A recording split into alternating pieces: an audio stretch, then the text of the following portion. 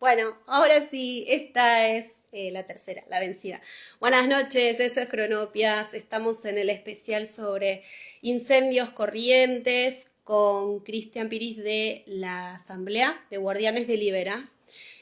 Hoy, bueno, tenemos las tristes novedades de las grandes cantidades de hectáreas que se han perdido ya, tanto del parque como de los esteros. Hoy queremos charlar sobre todo cómo se vincula, ¿no? Todo esto con el extractivismo, con la ley de humedales que está cajoneada, que necesitamos y no sale. Eh, Hola, Cris. Hola Janine, ¿cómo estás? Bien, bien, ahora te escuchamos perfecto y estamos listos Buenísimo. para, bueno, para nada, para abrazarlos en esta comunicación, abrazarlas a todos. Eh, no hay mucho como para hacer preámbulo. Ya sabemos que es terrible, que es un infierno total. Y bueno, lo que queremos hacer de esta charla hoy es un poquito escucharlo de la primera fuente. Ustedes que viven ahí, habitan y aman este territorio, queremos hacer la difusión de las causas reales de esta situación, queremos denunciar las responsabilidades, queremos saber en qué podemos ayudar y cómo podemos, digamos, más allá de la ayuda hoy, pensar en un cambio, ¿no? En una transición a otra cosa, porque esto ya no da para más. Así que bueno, es todo tuyo el micrófono, ahora que te escuchamos bien, y contanos un poco cómo está todo allá. Bueno, primero que nada, muchas gracias por el espacio. Eh, Disculpas a todos por la demora. Estuvimos hoy todo el día recorriendo varias localidades donde también habitan compañeros y compañeras que son de guardianes y que trabajan en conjunto con nosotros, de distintos grupos y asambleas con las que hemos militado muchísimo la defensa del territorio y el ambiente. Y nada, decidimos, entre muchas acciones, también aportar un poco más desde lo solidario también, porque nos parecía necesario, más allá de todo lo que hemos generado, desde difusión, desde reclamos, desde protestas y muchas otras cosas. También había una cuestión que era estructural, que era urgente y es ya y es ahora, y es más o menos también lo que ha hecho que el país se entere de que está pasando esto en Corrientes, ¿no? Un poco la enorme necesidad que hay en todos los aspectos para este tipo de situaciones. Y entonces hoy fuimos a apoyar a uno de los lugares donde ha habido bastante movimiento, bastante actividad, que es Concepción. Concepción es una localidad que está a 30 kilómetros de los esteros de Liberá, donde habitan compañeros y compañeras nada, que han sufrido las mil y una del territorio muchas veces y hoy obviamente en esta también les ha tocado muy de cerca. Tenemos compañeros de guardianes que son parte de los cuerpos de bomberos voluntarios, que llevan ya un mes y medio, casi dos, en el frente directamente de batalla. Te contaba hoy más temprano por WhatsApp que nos recibió una cortina de humo inmensa, no se veía a 300 metros, pasaban los aviones hidrantes porque está el parque Iberá cerca, entonces se estaba básicamente prendiendo fuego y nada, todo muy complicado, muy complicado. Y en el camino también pasamos por ocho localidades más o menos, poblados, campesinos y muchos pueblos chicos, todos con autobombas a la vera de la ruta, pastizales incendiados, muchos animales muertos, muchas casas comprometidas. La verdad es un panorama bastante desolador. Nos decíamos y comentaba con algunos amigos y compañeros que nos llenó un montón de tristeza porque nada, si sabíamos que era una situación complicada, nosotros estábamos aquí en Capital eh, circunstancialmente, pero más allá de las fotos, más allá de los videos, verlo eso en vivo fue fue lamentable, o sea, el hecho de que, no sé, muchísimas veces advertimos que esto podía pasar, que esto podría ser una de las consecuencias que suceden cuando se diagraman los territorios sin pensar en el ambiente, y bueno, que hoy esté pasando es una cosa muy lamentable, lamentablemente, es así. Cris, justamente vos decías recién, hace muchos años que venimos alertando. Eh, es verdad, las asambleas y los movimientos territoriales vienen hace décadas, por decir, digamos, tirar un tiempo, alertando sobre las consecuencias del extractivismo, ¿no? Consecuencias a nivel social y cultural, pero fundamentalmente consecuencias eh, en cuanto a catástrofes y situaciones extremas, ¿no? Como ser sequía, inundaciones, incendios y, bueno, todo tipo de cuestiones que a veces los gobiernos y las empresas se le achacan al clima, cuando en realidad ahí están esas causas de fondo. En estas décadas de alertar, ¿no? ¿Cuáles son las cosas que ustedes, las asambleas, vienen diciendo, ¿no? Que obviamente hoy se han profundizado, pero quizás hace 20 años se podía cambiar o hacer algo, ¿no? ¿Cuáles son estos puntos que ustedes siempre insistieron ojo, acá hay un problema? Bueno, yo me uní a Guardianes de Liberá hace ya 8 años. Soy de San Miguel, uno de los pueblos más afectados, con esta situación. Eh, y mi preocupación fue siempre cómo ha avanzado el monocultivo forestal en mi territorio, en mi zona, eh, recorriendo parajes que antes eran pastizales o que tenían acceso libre a lagunas o a campo abierto.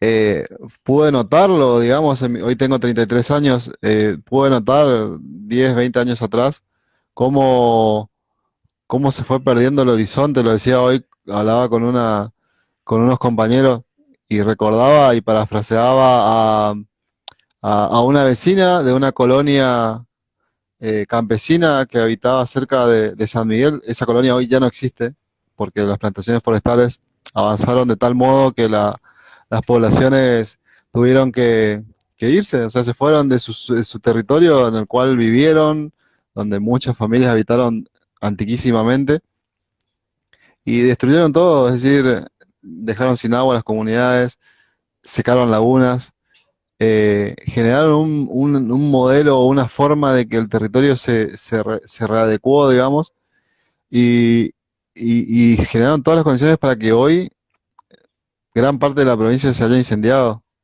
Estamos hablando del 10% o más del territorio ya completamente quemado. ¿Por qué? Porque este modelo se extendió y sin control. No solamente un control desde que al menos tengan cierta precaución en no avanzar en zonas que podrían ser de mitigación para este tipo de situaciones, no solamente sin control para ver que si generaban algún tipo de fuente de empleo que al menos sea formal, y no solamente sin control en el hecho de qué lugares o hacia dónde venían, si no iban cercando poblaciones, si no iban cercando, no tuvieron ningún tipo de control, nunca, nunca, jamás. Se lo, incluso se las premiaba con exenciones impositivas, eh, con dudosas maneras de adquirir la tierra, y hoy es un modelo que se expandió tanto que es imposible de cómo se ha generado. Y ha sido una de las luchas primigenias en las que Guardianes nos involucramos, porque vimos cómo los territorios se iban deshabitando, cómo las lagunas se iban secando. O sea, yo lo vi, en mi pueblo pasó, vimos cómo capitales extranjeros se hacían de nuestras tierras sin ningún tipo de control. Nadie sabía cómo de un día para el otro aparecían no sé, chilenos, estadounidenses, británicos, dueños de grandes extensiones de tierra. 3% o más del departamento de San Miguel pertenece a Estados Unidos.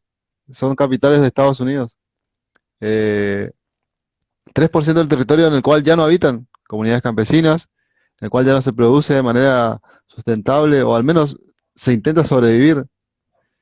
Y eso lo hemos denunciado muchísimas veces. ¿Y qué se generó con las plantaciones forestales en todo el territorio? Un mayor control y una prohibición total de una práctica que era muchísimo más controlada, o sea, discutida, que es algo cultural, que es la cuestión del fuego para renovar pastura. Es algo que se daba y siempre se dio en Corrientes, porque muchos de los pequeños productores, de los campesinos de las distintas localidades y poblados son ganaderos o tienen una que otra animales, nada que te salva la vida, la realidad, o sea, una muy pequeña producción de animales propia del ecosistema en el que habitan.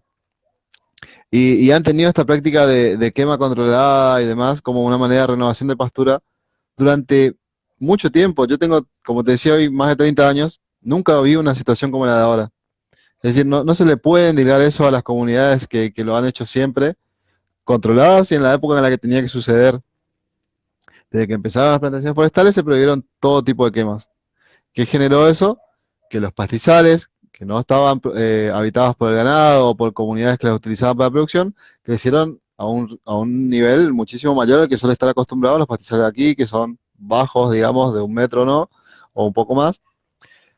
Y además, el hecho de que no había ningún control sobre las plantaciones forestales generó que en ellas, en la gran mayoría, se acumuló una gran cantidad de masa de materia vegetal seca, porque nadie controla si las limpian, si tienen contrafuegos, si lo que descartan de ramas que no ocupan al momento de limpiar los postes lo llevan a un lado o queda la intemperie.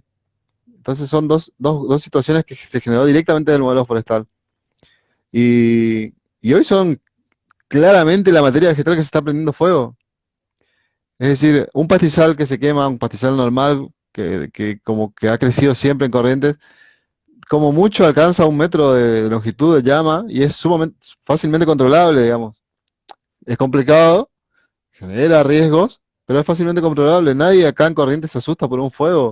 O sea, lo saben controlar, es así, son nuestros ecosistemas, sabemos cómo habitarlos, cómo son, qué puede pasar. Así como la gente en California aprendió a vivir de los tornados, digamos, sabe cómo hacer, está acostumbrado. Pero una llama de unas plantaciones forestales pasa a los 30, 40 metros. Y el alcance de las Ah, chispas y de las llamas y de las cenizas calientes puede llegar a 500, incluso 1000 metros. Entonces, una forestal que enciende todo su diámetro, que es bastante amplio, el área en el que afecta es muchísimo mayor.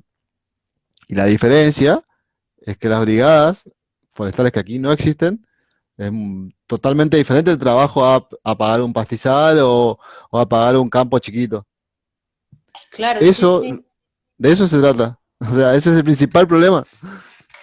Claro, el principal problema fue que se cambió el uso de suelo natural y cultural, que hacía mucho tiempo lo venían haciendo las comunidades en armonía con el ambiente, se cambió para el agronegocio. Entonces se empezó a destinar y a fomentar el monocultivo forestal, lo cual generó una cadena de situaciones que nos traen hasta lo que está pasando hoy.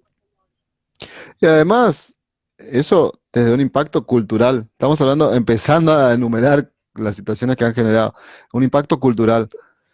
Pero además, imagínense un árbol de 30, 40, 50 metros de altura con un crecimiento por modificación genética de que alcanza ese diámetro y se altura en 7 años, cada vez menos. Cuando empezaron a ver, tardaban 15, 20 años, hoy tardan 7 en crecer y tomar el tamaño que toman.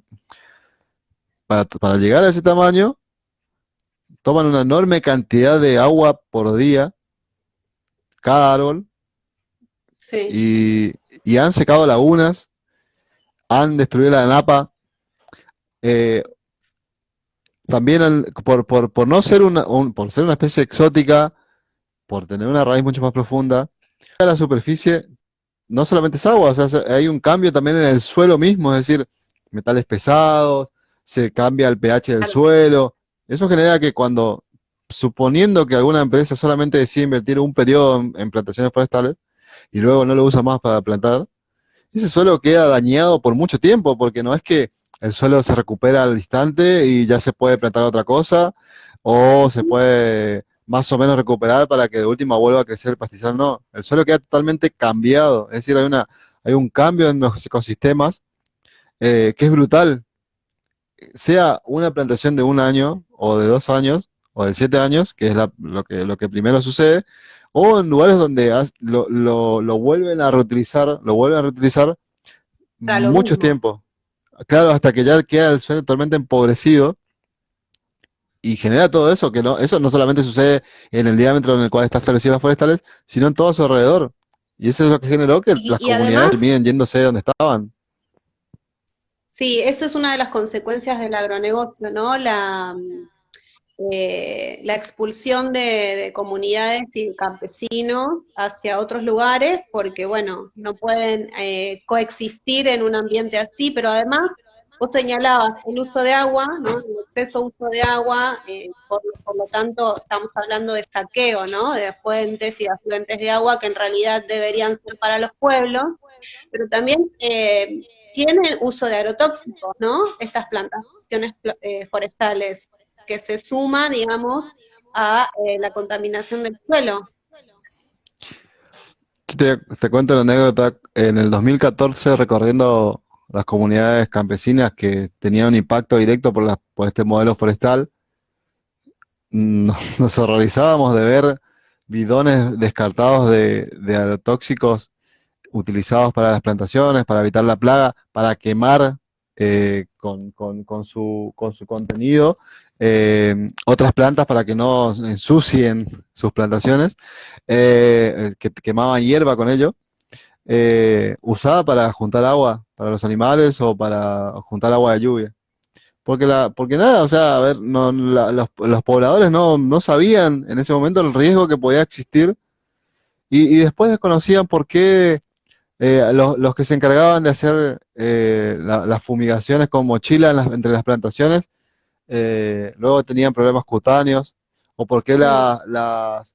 sus esposas que se ocupaban de lavar la ropa de trabajo empezaron a ver problemas respiratorios, eh, em, embarazos que se terminaban interrumpiendo, problemas cutáneos, respiratorios, de asma, fue una cosa increíble. Y eso se daba directamente como consecuencia del modelo, o sea, no había en ese momento no había otro motivo por el cual sospechar. Ese tipo de reacciones que nosotros sabemos perfectamente los que eh, aprendimos de toda esta cuestión gracias a las asambleas de todo el territorio, sabemos perfectamente de dónde viene ese tipo de causas. Y son tan de reloj que al toque que sucede, se empieza a suceder y se dio varios casos al mismo tiempo en los mismos lugares, y era donde se estaba expandiendo esta manera de producir obviamente con el uso de agrotóxicos a mansalva, sin ningún tipo de control, sin tener depósitos siquiera de los descartables. Eh, una cosa increíble, o sea, y además, entre trabajadores que, si era por ellos, tenían botas o algo parecido, pero guantes o algún tipo de protección, nada, sabiendo que a veces eso tampoco alcanza, pero ni No, siquiera. no. Entonces, el impacto era directo, el impacto fue directo y eso fue lo que genera también que suceda todo esto, digamos.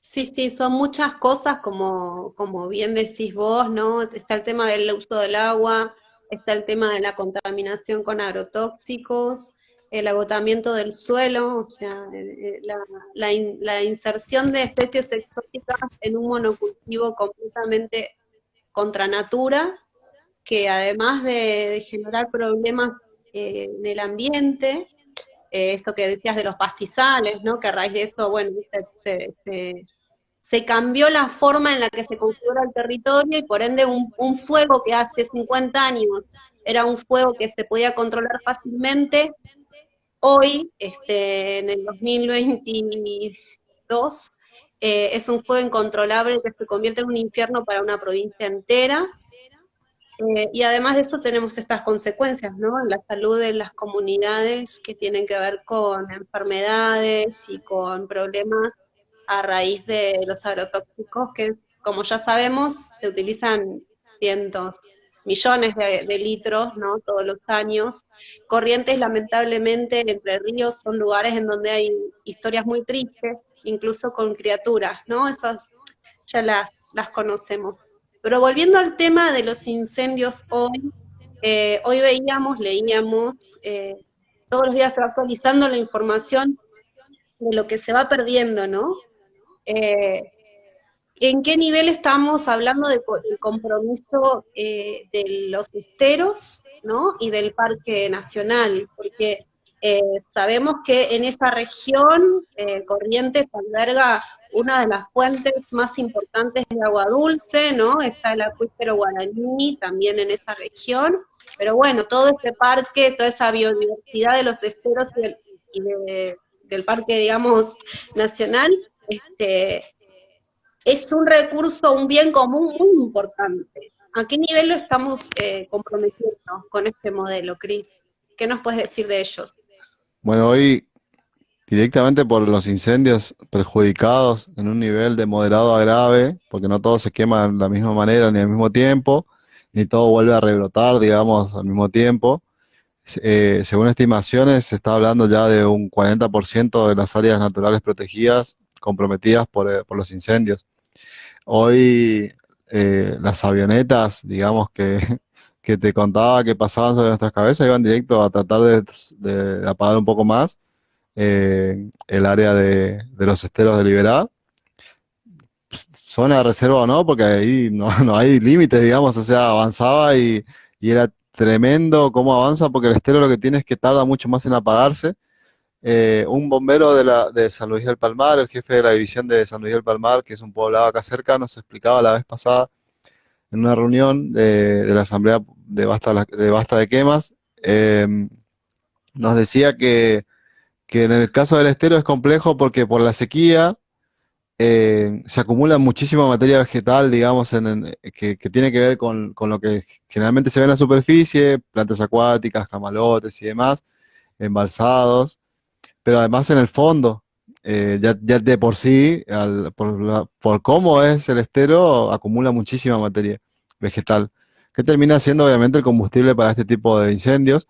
Y lo que tiene peor es que puede estar quemándose y no se nota en la superficie. Y puede aparecer el incendio 1000, 2000 kilómetros más allá y no sabes de dónde se originó.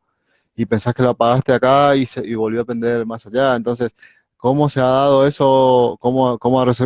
¿En qué ha repercutido ello? En que hoy tengamos eh, más o menos el 40% de la superficie protegida, de área de reserva, Parque Nacional y todo lo circundante, muy comprometido, áreas que se han quemado, que nunca se quemaron, y hoy todos los poblados cercanos a los esteros, que son los llamados portales o que tengan cercanía a los esteros liberados, con el riesgo latente de que avance hacia ellos el fuego, digamos. O sea, hoy la barrera, y eso es lo increíble de todo esto y del por qué la importancia de muchas causas que llevamos adelante, hoy la barrera entre un pueblo y el fuego son los humedales, o sea, el agua que queda todavía, porque estamos hablando de Corrientes que por su nombre mismo nos dice, flota, o sea, tenemos agua por todos lados, aún con la sequía más extrema de los últimos 70 años.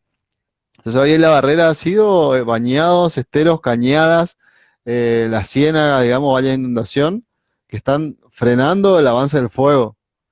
O sea, el mismo ecosistema que se ha comprometido y se ha destruido durante tantos años es la única barrera entre el fuego que no se puede apagar, el fuego que no se puede apagar, que hay dotaciones de bomberos que han estado 2 semanas en el estero y todavía no pueden asegurar que se apagó, y un poblado de chicos, de Corrientes, sin ningún tipo de control y sin ningún tipo de apoyo estructural más que el de las brigadas que han venido voluntariamente, porque no tienen muchos de ellos ni siquiera un cuartel de bomberos. Así que esa es la situación también respecto al área de reserva y de estero. Bien, y con respecto a eso que recién nombrabas, ¿no? La falta de organización y de estructura ¿no? En la provincia para enfrentar este tipo de situaciones. Vos decías no hay brigadas, bueno, lo que venimos escuchando es que faltaban muchos recursos incluso para los bomberos, bueno, ni hablar de que aviones hidrantes ninguna provincia tiene y que después se terminan peleando los gobernadores con los presidentes, con ministros que parecen que eh, nos toman el pelo, porque la verdad es que mientras la gente está sufriendo en medio del infierno, ellos pareciera que se enteran después de un mes de las cosas que están sucediendo y recién ahí reaccionan, o porque se nacionaliza el problema de alguna forma, ¿no? Se rompe esa fisura mediática y sale, o porque es increíble, pero un Instagramer o alguien osa prestarle atención al tema y es una locura, ¿no? Porque en realidad son responsables esos funcionarios, y es, digamos, su objetivo es su deber primario, ¿no? Proteger, pero ya sabemos que no es así. ¿Cuál es la situación política, no? Si podemos hacer un análisis de recursos, responsabilidades, y qué, ¿no? ¿Cuál es el detrás de la escena político en todo esto, ¿no? Que no es solamente el problema en Corrientes, pasa en Córdoba y pasa también en el sur con los incendios y con los problemas eh, similares que tenemos, ¿no? ¿Cómo lo ven ustedes? Así digo, lo deben charlar en las asambleas. Bueno, primero, lo que decía, ¿no? La responsabilidad de velar por el pueblo que tienen todos los gobernantes, primaria, que no se cumple casi nunca o nunca. Bueno, acá, desde ya que no ha pasado. Segundo, eh, se promovió en la provincia, como te contaba al comienzo, un modelo forestal que creció pero a una manera descomunal. Hubo durante ese crecimiento fortalecimiento de la estructura para poder prevenir que en el caso de que sus propias plantaciones, porque acá muchas de las plantaciones son de los gobernantes, a ver, o de sus amigos empresarios, entonces hubo durante ese crecimiento una inversión fuerte en la estructura para que, por más que sea exclusiva para las plantaciones forestales, generaron brigadas o fortalecieron con mucha inversión a las asociaciones de bomberos voluntarios o los formalizaron para que no sean tan precarias sus condiciones. No, eso es lo sorprendente, o sea, elevaron el nivel de riesgo al doble. O sea, ya de por sí era riesgoso, porque, como te decía, por cómo son las plantaciones forestales, el monocultivo forestal, ya de riesgoso, que es muy probable que pueda suceder un incendio y eso era complicado. Además, elevaron la vara de riesgo y de peligro, no dándole ningún tipo de sustento ni apoyo a los bomberos de los poblados que muchos de ellos se fueron formando porque fueron viendo y fueron creciendo con incendios forestales muy cerca. Entonces dijeron, si nosotros no nos organizamos, nadie nos va a salvar. Y es lo que pasó. Y la primera línea de fuego, digamos, la primera línea frente al fuego, fueron bomberos voluntarios que son mis vecinos, o sea, mis amigos, y eso pasó en todos los poblados. Hay lugares que no tienen ni siquiera cuarteles de bomberos.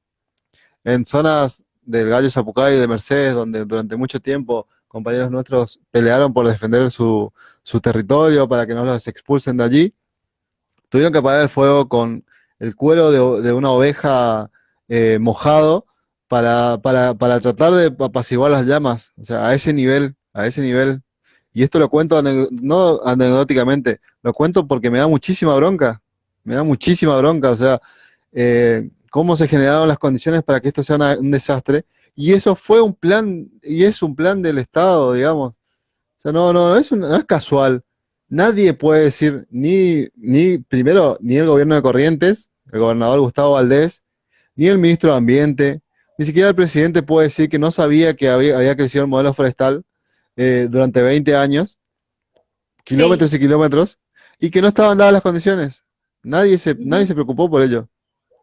Ni el sistema de manejo del fuego, ni quienes vinieron un montón de veces aquí a promover cómo se estaba invirtiendo en la provincia con la posible instalación de parques industriales y de biomasa y con incentivando las pasteras. O sea, estaban generando todo el modelo para que eso siga su ciclo, pero nadie se fijó que estaban creciendo aserraderos totalmente negros, ilegales en Santa Rosa, que hoy tiene 37, si no más, aserraderos en el medio del pueblo. O sea, fue un modelo que dejaron crecer. Y esto, la responsabilidad es para toda la clase dirigente, de toda la clase Sí, sí, dirigente. Cris, los aserraderos que vos mencionás, también habíamos visto por ahí que además rellenaban humedales, ¿no? O sea que además es como que también tienen un montón de otras formas de seguir Totalmente. contaminando, viendo el ecosistema de alguna manera. El mismo parque industrial que inauguraron con bombos y platillos hace no mucho tiempo en Santa Rosa, que es una de sus centros de trabajo forestal, pasamos hoy a estar rellenando humedales con acerrín. O sea, hay Claro. montañas de acerrín porque en teoría es una planta de biomasa que la usan para eso. Ellos mismos se están haciendo, perpetuando un modelo o sea, ni siquiera sus propias eh, proyecciones de crecimiento o de progreso, ni siquiera ellas son modelos. O sea, son la misma precariedad con la que trabajaba mi viejo hace 10 años en un aserradero donde terminó con problemas en la piel por el uso de lo que usaban para limpiar el pino antes de meterlo en la sierra. Es la misma precariedad, el mismo nivel de, El mismo de, nivel de de explotación de los trabajadores y las trabajadoras, pero es un nivel mucho más rápido y avanzado para el progreso, entre comillas, el crecimiento económico de grandes empresas que concentran los capitales de esta industria. Eh, Te decía lo de la política porque, bueno, más allá de la parte ecológica, ambiental, nosotros siempre tratamos de apuntar a que la cosa va más allá de eso. O sea, es todo un todo. Es un problema, una cuestión política, es una cuestión cultural y es una cuestión que nos interpela a actuar. Eh, Podemos hacer huertas en casa, podemos cambiar nuestra cotidianidad y nuestras prácticas de generación de desechos o de consumo, pero hay un modelo, como bien vos decís, hay un modelo planeado, instalado, que se va profundizando, está más allá de lo que nosotros podemos controlar individualmente. Entonces, la cuestión política acá es qué hacemos colectivamente para tomar una decisión con gobiernos que nos demuestran, como vos bien decís, burdamente, ya, digamos, a simple vista, que no cumplen, digamos, la función que históricamente creímos que tenían los gobiernos, que es velar por el bienestar, sino que su trabajo fundamental es asegurar y garantizar este modelo extractivista, ecocida, para que grandes poderes, empresas financieros, bancos, etcétera, hagan sus negocios como les canta. Y eso implica ver a los territorios como meras zonas de sacrificio. Por eso es que no se preocupan, digamos, ni por las consecuencias a corto, ni mediano, ni largo plazo, y simplemente legislan a favor y ahora entramos a lo de la ley de humedales, ¿no? Legislan en favor de estos modelos o de estos proyectos, y bueno, y también por eso es que no hay recursos, no hay cuarteles de bomberos, y no hay nada de nada, porque es una zona de sacrificio literal. ¿Para qué ellos van a, de alguna forma, armar una estructura de contención si no importa? Lo que importa es el negocio. Entonces, ante esta situación tan grave, ¿qué hacemos nosotros? ¿Qué hacemos las comunidades? ¿Cómo nos vamos a organizar políticamente? ¿Qué vamos a hacer? O sea, estamos haciendo, ¿no? Pero hablo en general, para la gente en general, digo, hay muchas asambleas, mucha gente organizada, pero necesitamos un poco más, ¿no? Bueno, ahí mi catarsis, entrando a eso, está el tema, por ejemplo, uno de los tantos es el tema de la ley de Nagani, ¿no? Que totalmente. bueno, ya, van a hacer una ley federal y zaraza, bla, bla, bla, discursos vacíos, mentiras, espejos de colores. ¿Qué relación hay entre la ley cajoneada de humedales y lo que está pasando hoy en Corrientes? Primero, mientras hablabas, que coincido 100% con lo que decías, bueno, porque es una catarsis de los territorios también, ¿no? Es algo que tantas veces Vamos, Macri, sí. lo hemos desarrollado. Y, me horroriza pensar qué hubiese pasado si no nos hubiésemos organizado en los territorios. ¿Qué hubiese pasado? ¿Qué sería hoy Corrientes? ¿Qué sería hoy Corrientes si no hubiésemos plantado bandera en muchos territorios donde quisieron avanzar con este y otros modelos extractivos? Eso por un lado.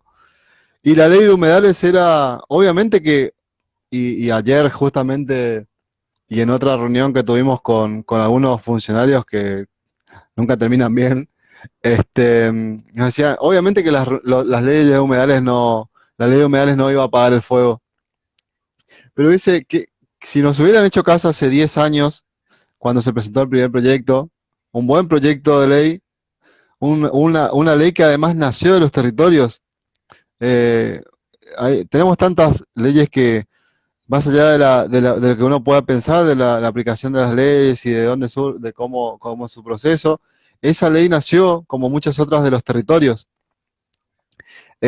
Nació en un espacio de asamblea donde lo discutimos, donde planteamos un montón de situaciones, donde englobamos territorios, porque era complejo eh, poder entender el mismo concepto de la importancia de los humedales en distintos territorios tan diversos, porque lo que tiene nuestro país es que hay tanta diversidad en territorio que a veces unificarlo es complejo, pero está bien que sea así, digamos, y está bueno, pero una ley que dejaron dormir el año pasado, por tercera vez, hubiese prevenido al menos que no se haya avanzado tanto sobre los humedales en Corrientes. Corrientes es 24%, 25% si no más, humedales, netamente humedales, o sea, no hay ninguna duda de que son humedales. Y, y hoy mucho de ese porcentaje está forestado,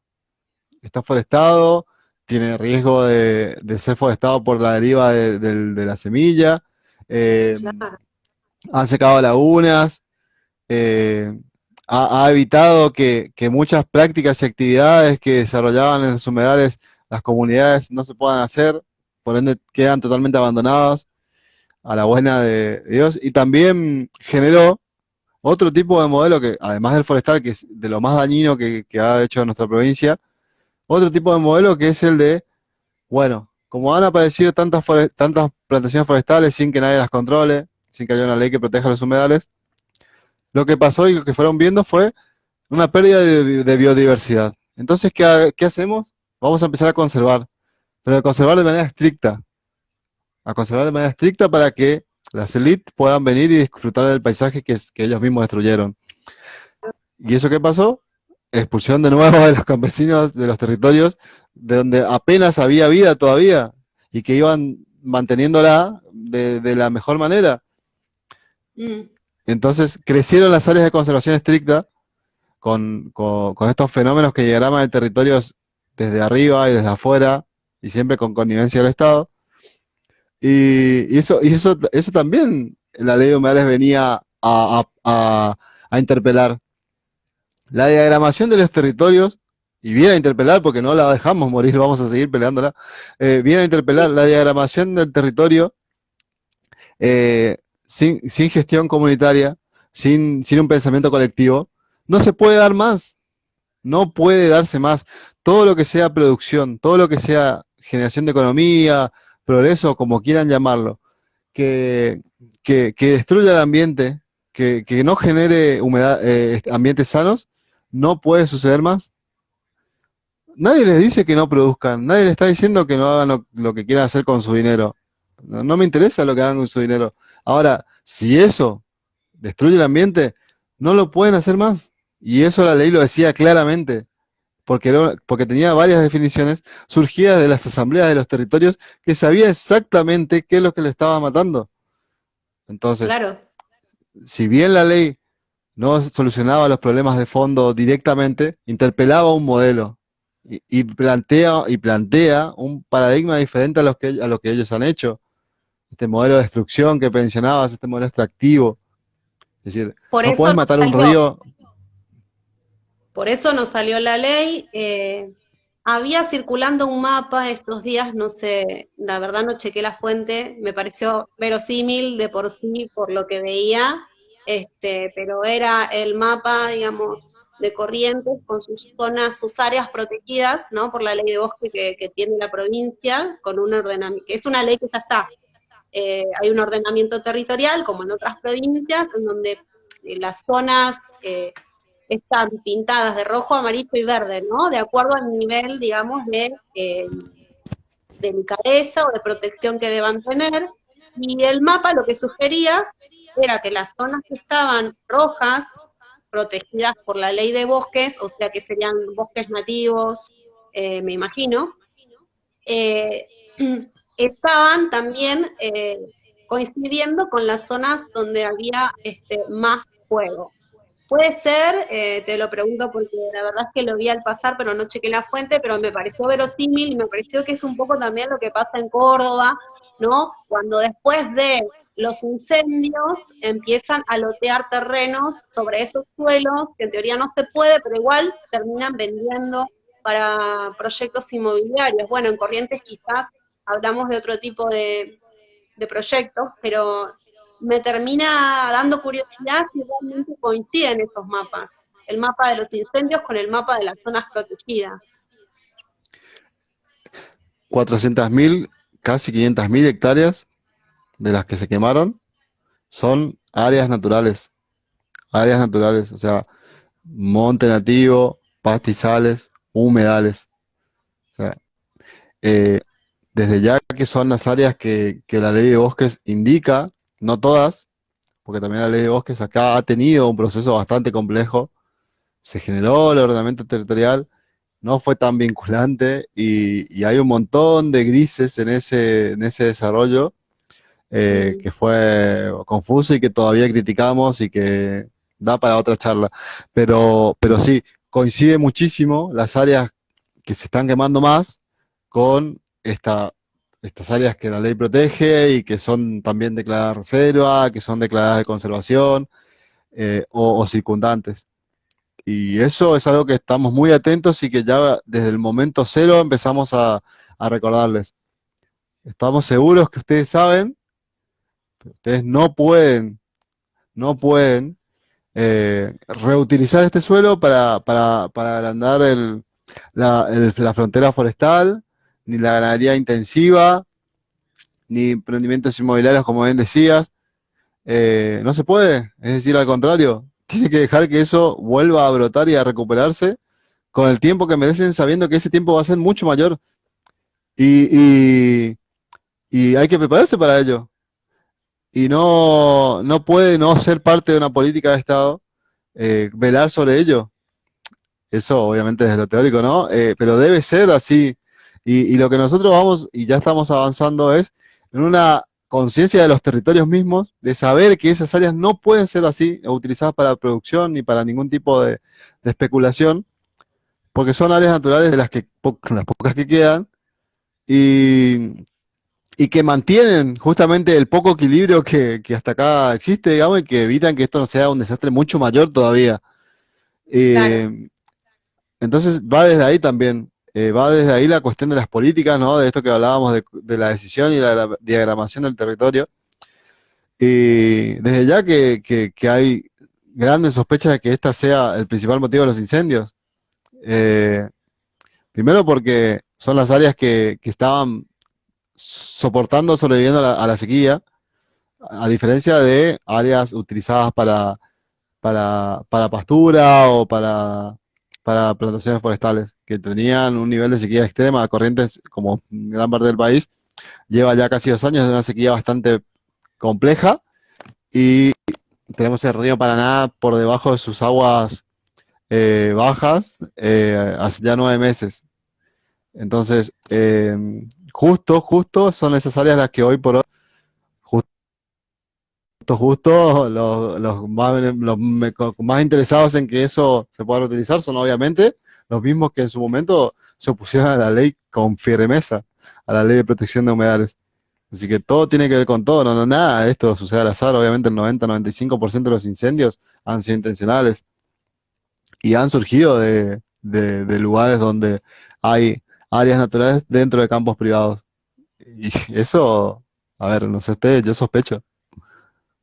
Cristian, estamos entrando, esto como nada, como una charla así, me lo tomo como una charla entre compas, como si estuviéramos en una asamblea, ¿no? Pensando qué se puede hacer, ¿no? Dándole vueltas, que es lo que hacemos todo el tiempo, dándole vueltas a lo mismo, viendo si encontramos la forma, ¿no? Si alguna vez aparece una grieta en donde ahí esté la clave.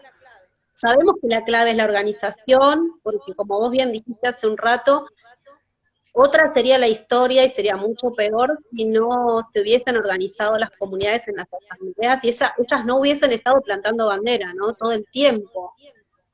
Desde ya eso sí. Después hay otra cosa que notamos que en los últimos tiempos es la conciencia general, social, sobre la cuestión ambiental, que también ha ido aumentando, ¿no? De diferentes formas, con configuraciones nuevas, capaz, pero está, digo, lo notamos que por ahí, en los lugares de trabajo, en las instituciones, en el barrio, la gente habla del tema, cuando antes era un tema completamente fantasma, invisible. Hoy todo el mundo habla de lo que pasa en Corrientes y es muy fácil escuchar a la gente de a pie decir, claro, esto es porque hacen industria forestal y lo quizás, ¿no? Es como que ya resuena algo. Estamos en un momento en el cual tenemos que aprovechar para dar un paso más en la organización social política de las comunidades hacia otros modelos y otras formas de, como vos decís, de organizar el territorio y que no pueden quedar en manos de funcionarios, gobiernos, únicamente porque ya demostraron que son eh, corruptos, ineficientes y que van en contra del interés eh, general. Entonces, la pregunta sería, no es fácil, pero sería, ¿qué más y cómo profundizamos nosotros, nosotras, este otro modelo que queremos construir? ¿No? Ellos profundizan, ya saben cómo hacerlo. Zonas de sacrificio, nuevos proyectos extractivistas, capitales extranjeros, China, Canadá, y la fórmula de ellos es siempre la misma, previsible, predecible, fácil y concreta. Nuestras formas de organizarlos para profundizar este otro modelo que necesitamos, ¿no?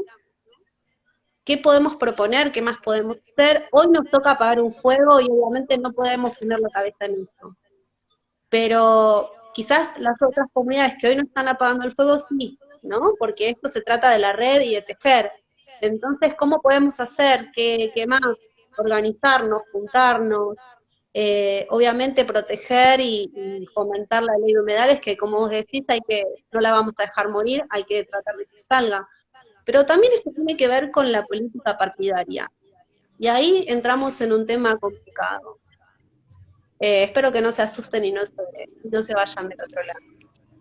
Me parece que es un tema pendiente que, que tenemos, ¿no? Muchas organizaciones, muchos espacios, ¿no? ¿Funciona? ¿No funciona? ¿Qué respuestas nos da? O quizás tenemos que pensar en otras formas de organizarnos, que no sean las partidarias, que no sea dentro de este sistema que no tiene mucho más para ofrecer. ¿Qué formas de organización social y política podemos darnos en esta transición hacia un modelo, no sé, del buen vivir, por ejemplo, ¿no? En donde se respeten a las comunidades y sus entornos territorios.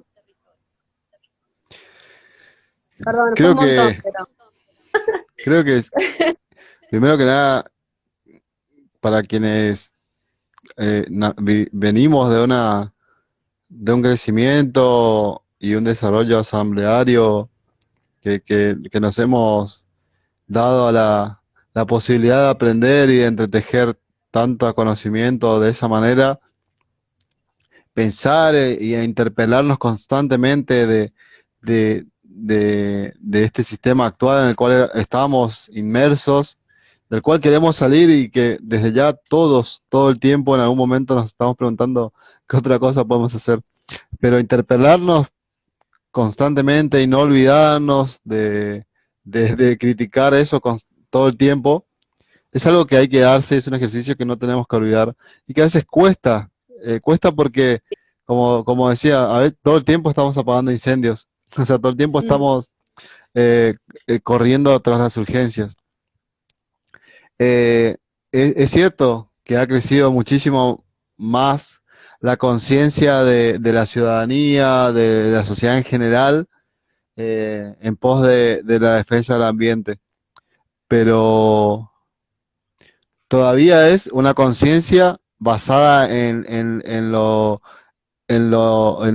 urgente, en mm, lo llamativo, en lo, no sé, en lo doloroso, si se quiere. A ver, el monocultivo claro, forestal tiene 20, 30 años. El incendio es de hace 2 meses. Y recién la sociedad correntina, si se quiere, para empezar a interpelarnos para adentro, está hablando mm. del ambiente y del problema de las plantaciones y incluso todavía tiene la duda si ese es el problema o no. Vos lo decís como algo efímero, como algo que dura poco, Es algo que que es dura como, la discusión por la ley de humedales fue muy fuerte el año pasado, y no solamente en un ámbito político partidario o en un ambiente más legislativo, si se quiere, en un solo lugar de discusión que se fue las cámaras. Se ha hablado muchísimo más de lo que creo que de los últimos años. El año pasado fue un año que se habló muchísimo de los humedales. sí, Y a ver, ¿cuántas veces se ha visto una marcha en Buenos Aires por los humedales? No, no muchas. No, no fueron muchas. El año pasado nosotros subimos al puente Chaco Corrientes, un puente histórico por luchas sociales, la primera vez en años por el ambiente. O sea, se generaron un montón de reacciones y apoyos a nivel nacional e internacional, o sea, de otras, por fuera del territorio. Y, y aún así no logramos sacar la ley y nadie se escandalizó ni prendió fuego el país por ello. O sea, todavía considero que la gran parte de la sociedad, sin tampoco ponerme en un rol de juez, ni sentirme digo, por superior ni nada, pero una gran parte de la sociedad todavía corre igual que nosotros para apagar incendios y se sensibiliza, pero es a corto plazo. Entonces tal vez una de las soluciones y pensando en alto, podría ser empezar a supuesto. generar, sí, otros modelos de sociedades y apostar a Sí. ellas y arriesgarnos, sabiendo, lamentablemente, primero que todo este modelo nos gana 100 años de ventaja. Y Ujú. segundo, sabiendo que hacer eso es relegar otros frentes. ¿Cuál es la manera de hacerlo sin que el tiempo nos pase por arriba? Y esa es la pregunta. ¿De qué modo lo vamos a Bueno, yo hacer? tengo una respuesta a eso. A ver, Una, no una respuesta, una verdad, pero sí, ¿no? Una para intercambiar. Eh, Cuando hablamos de legados, ¿no? De herencia. Cuando vos empezaste, por ejemplo, a militar o a ser activista ambiental, me imagino que lo legaste de alguien, ¿no? Que alguien te inspiró, alguien te llegó y te tocó en algún lugar, eh, en el alma o en la sensibilidad, en el cual se activó. Puede ser un familiar, puede ser una historia del pueblo, pero me parece que es importante, porque vos decís del tiempo, nosotros somos seres muy finitos, ¿no? Igual que el planeta. Al contrario que el planeta, tenemos una vida muy efímera, muy cortita. Entonces creo que lo que tenemos que hacer es vernos más como una línea continua entre generaciones, ¿no? Y dejar de pensar en que queremos ver un resultado. Tenemos que trabajar con nuestros antepasados, nuestros abuelos y nuestros padres, ¿no? En general, digo, no de línea de sangre, pero con nuestras anteriores generaciones, tenemos que trabajar con las que nos siguen. Y esa es, digamos, la humanidad en el continuo que en algún momento tiene dar vuelta a la tortilla, por decirlo de alguna manera. Entonces, eso que vos decís de generar sociedades o prácticas sociales diferentes, espacios, y sostenerlos, ¿no? Mejorarlos. En algún momento estos espacios van a albergar a nuevas generaciones, aunque no estemos nosotros. Y ahí hay una continuidad. Y ahí no importa si ya no estamos, porque de alguna forma es lo mismo, estar o no estar. Lo que importa es lo que dejamos, ¿no? Lo que se subsiste al tiempo. Y lo único que puede sostenerse en el tiempo es el cambio cultural. Son esto, pues sí, las prácticas que se arraigan en el territorio, la cultura, los sentires, ¿no? El sentimiento de arraigo, el amor por la tierra, por el agua, por la vida. Entonces yo creo trabajar mucho con adolescentes, con niños, con niñas, en la comunidad, y que me agarro a veces de, por ejemplo, el ejemplo de Famatina, ¿no? O de Andalgalá, que son pueblos, quizás porque son lugares pequeños, pero a lo que voy es que tienen una lucha de 20 años contra la minería, y hoy son los nietos de esas personas los que están yendo a las marchas con carteles que dicen el agua vale más que el oro. Esos chicos, si no hubiesen tenido esos padres, esos abuelos en lucha, que quizás muchos ya no están y muchos no estarán en un tiempo, hoy no tendrían ese sentimiento y no estarían, digamos, en esa calle sosteniendo esa bandera.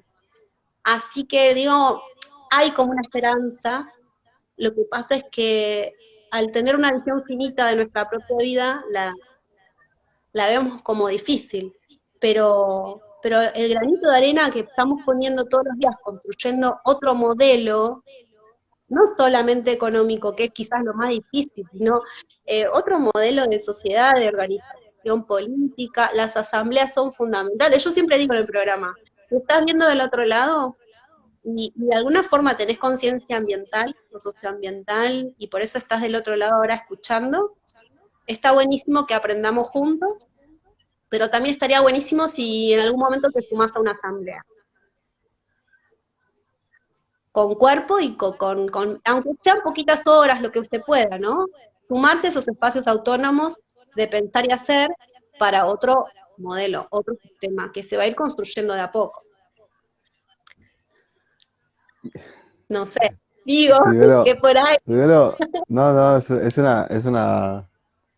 pensamiento primero que hermoso.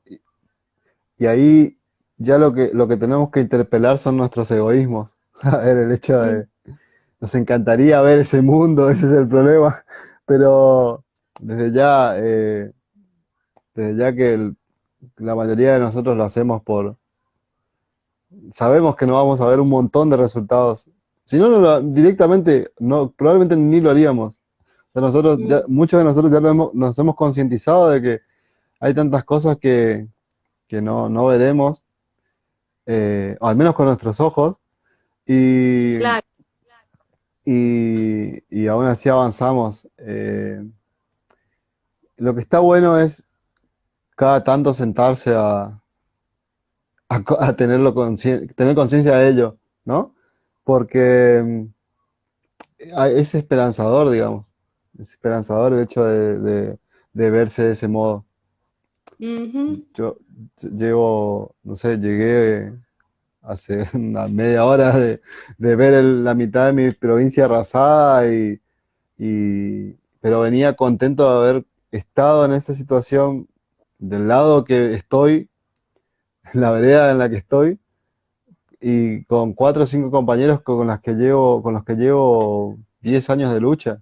O sea, he destinado 10 años de mi vida a dejar esta semilla o esta herencia, y la estoy protegiendo, y eso aún así me da alegría saber que no soy yo nomás. Eh, totalmente, ayer, Cris. ayer tuvimos una movilización frente a la Casa de Gobierno aquí. Hace 6 7 años éramos 15 personas con una bandera y un bombo siempre, ¿no? Y ayer éramos casi 400 personas mucha gente que se sumó al momento que vio la movilización. Eh, había artistas, había profesionales, técnicos, vecinos, afectados, o sea, era una heterogeneidad hermosa, una diversidad hermosa, que no nos permitía identificarnos o nuclearnos en una sola cosa, o sea, no podíamos decir somos los jóvenes, somos los trabajadores, era pueblo, y eso está buenísimo, era pueblo, y eso verlo por una causa ambiental, porque era una bandera de ley de humedales, humedales ya, basta de quemas, que tapó toda la casa de gobierno y estaba genial. O sea, yo con eso me siento satisfecho, me siento muy satisfecho. No, Por y no es toda supuesto. mía, y por suerte no fue toda mía, o sea, yo prácticamente fui a participar y está buenísimo que haya sido así. Y nada, y ahora que mencionabas esta idea de considerarnos tan ínfimos en el tiempo, eso está bueno, y no solamente interpelarnos desde la conciencia de ver dónde estamos parados, sino de saber cuánto tiempo vamos a estar parados donde estamos, y eso me hace pensar y me hace acordar todo lo que nos hace falta reunirnos, o sea, 2 años de pandemia y todos estamos locos de encontrarnos hoy en el medio del humo, sabiendo si, esperando, rogando que llueva. eh, nos sentamos a almorzar con compas que nos veíamos hace 2 años, salió una guitarra y nos Sí. pusimos a cantar, era una locura, o sea, era una cosa de vernos. Y eso, Sí. no hay modelo que lo pueda pasar por arriba, o sea, puede venir todas las topadoras que quieran, que eso no va a pasar, y eso ya queda, o sea, va a quedar y nadie nos lo va a arrebatar. Eso queda y eso se transmite a las nuevas generaciones. Viste que, bueno, tenemos a gente que multiplica semillas, a gente que, bueno, hace diferentes cosas, ¿no? Que tienen que ver con preservar nuestro territorio, ¿no? Tareas específicas, diversificadas, que hacen a un mismo eh, proyecto de buen vivir, ¿no? Cada uno va haciendo donde puede. Están los brigadistas, los huerteros, quienes, educadores, ¿no? También ese espacio tan importante de trabajo que es la educación. Y están también, yo digo, los guardianes y las guardianas de la memoria. Las asambleas creo que cumplen esa función, no solamente el activismo duro, crudo, ¿no? Bueno, lo que estaban haciendo y ustedes, ¿no? De ir al lugar, al apoyo físico, el encuentro, la palabra, el cuidar esa memoria, los legados, las prácticas, los saberes, combinar los saberes ancestrales con los nuevos, ¿no? Con las juventudes. Toda esa práctica, ese hacer, eh, es tan fuerte, creo, y es tan, digamos, es como el guardián de semillas, es como la casa de semillas, solo que es una casa de memoria. La asamblea es un espacio que tiene que trabajar para perdurar y albergar mañana a nuevas generaciones, a nuevas personas, más personas, como vos decís, ¿no? Éramos 15, ahora somos 400, y de a poco se irá complejizando, ¿no? Porque obviamente no es lo mismo ponerse de acuerdo 15 personas que ponerse de acuerdo 400. Eso en la marcha lo tenemos que pensar y que hacer, pero lo importante es no dejar de estar y de encontrarse y de hacer. Por eso, de nuevo, sumarse a una asamblea, a un espacio autónomo, y recalco autónomo, ¿no? Despojado de cualquier tipo de contaminación partidaria, porque en definitiva, en una asamblea que prevalece el interés común. Y como somos todas distintas y diversos, tenemos que buscar solo la causa común. Después las camisetas, los colores, los partidos y los clubes están por fuera de la asamblea.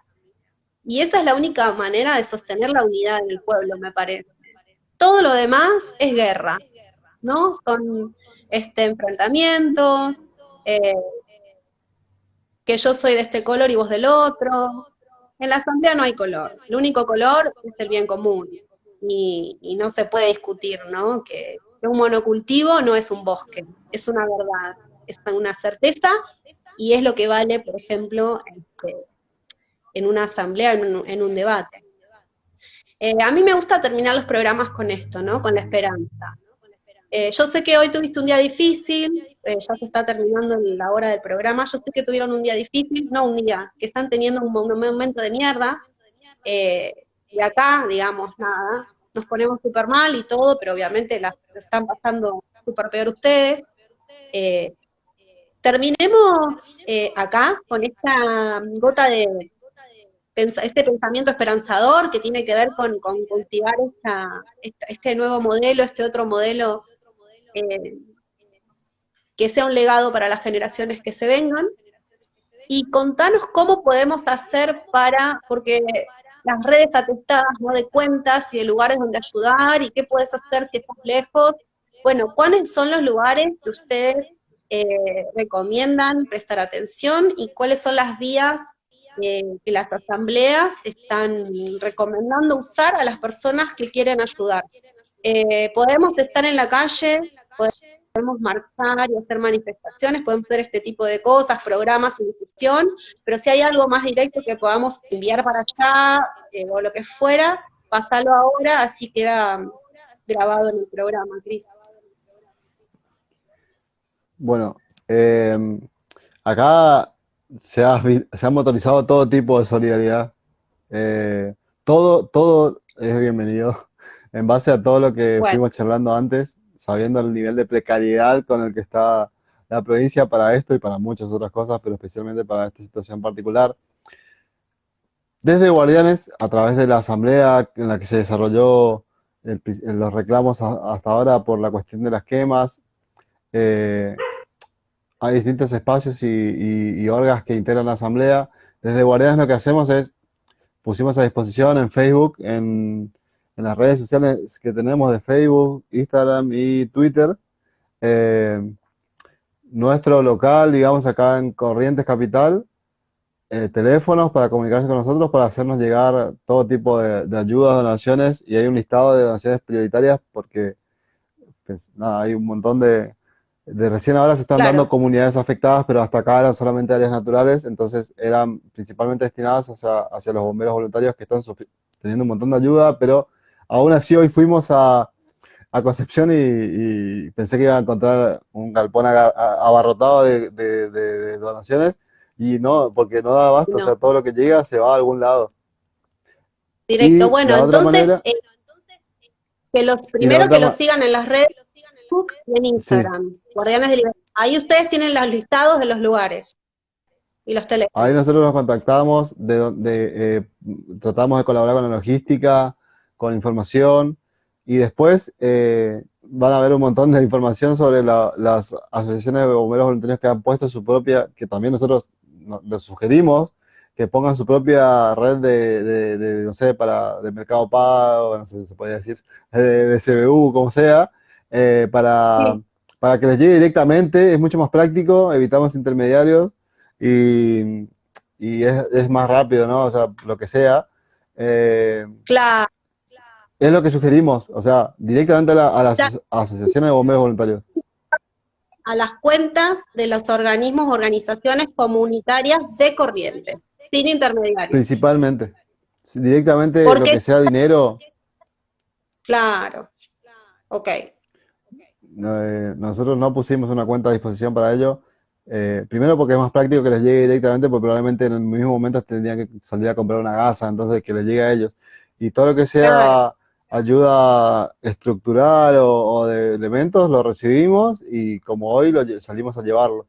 Eh, también podemos y tenemos a disposición la posibilidad de, si hay voluntarios que se acercan a querer, que son brigadistas o que tienen experiencia, que quieran venir a apagar el fuego en algún lugar porque se sintieron que ha pasado, ha venido gente desde Tierra del Fuego, San Juan, La Rioja, La Pampa, sí. de todos lados.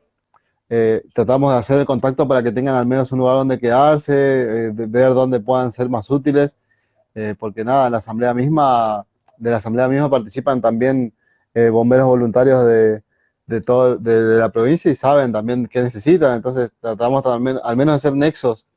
No tenemos experiencia en trabajo de manejo del fuego, entonces tratamos de dar esa también zapata y varias de las organizaciones que forman parte de la asamblea hacen exactamente lo mismo. No somos la única organización que está yendo al territorio Bueno, y tienen no los somos, contactos, y están en red en Corrientes. Es una Sí, red, así que sí, eso. sí, sí. Bueno, contactar directamente con los bomberos, los brigadistas o la Asamblea Guardianes de Liberá y de ahí los van a derivar. Depende del tipo de ayuda que puedan y quieran dar. En Instagram también recientemente se creó la Asamblea Basta de Quemas. Bien, Ahora voy a tratar de pasártela para que puedas compartirla por la historia de Cronopia, dale. el enlace. Y entonces también Sí. ahí pueden hablar con quien que esté a cargo de las redes, con nosotros también a disposición. O sea, hoy todo lo que sea ayuda, nosotros tratamos de motorizar y todas los espacios que forman parte de la asamblea hacen lo mismo.